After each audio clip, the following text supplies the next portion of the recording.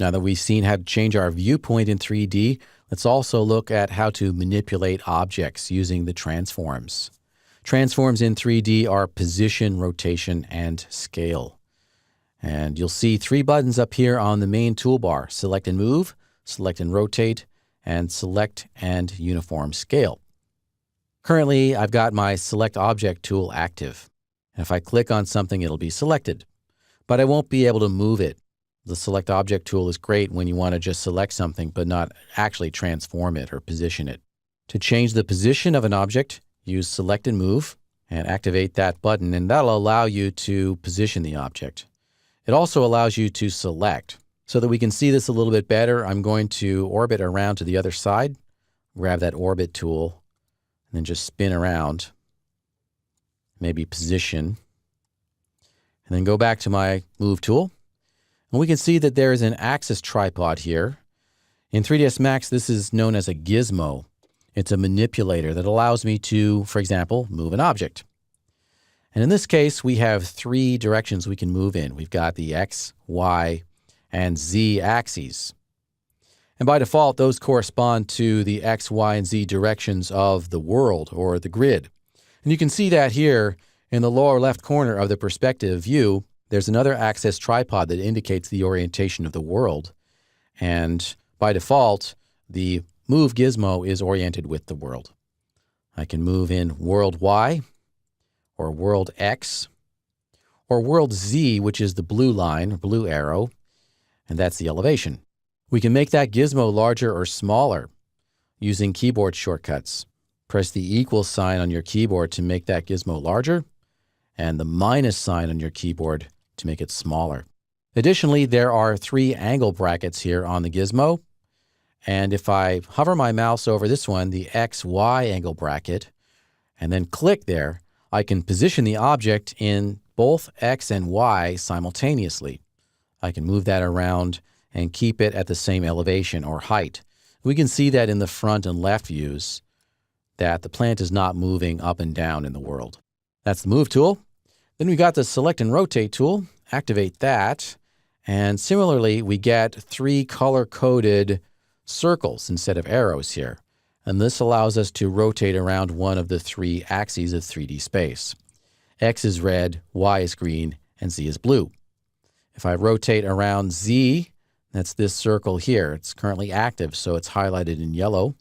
I'm spinning around the Z axis. I can spin around the X or Y axis as well. I'll use Control Z to undo that. If you click in the center here, you're actually rotating in all 3 axes at once with a kind of trackball interface. That can be a bit confusing. I do recommend that you stick with just rotating in one axis at once. I'll undo that with Control Z. Then we come to scale.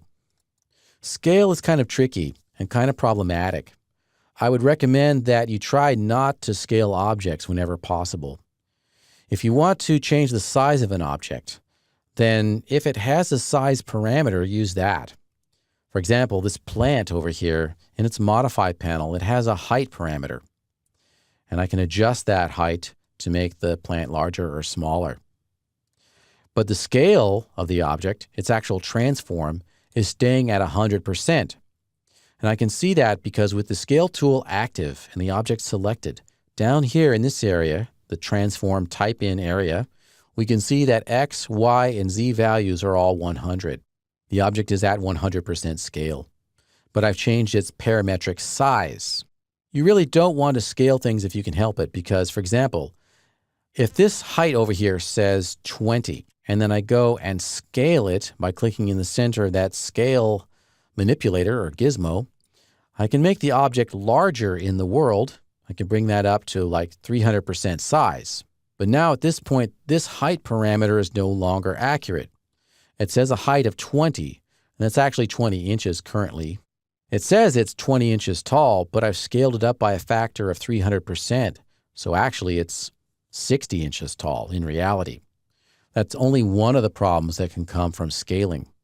As we'll see later in the course in our chapter on hierarchies, if you stretch objects by scaling non-uniformly in one or more axes, then you can incur some very problematic effects when you link objects together into a chain or hierarchy.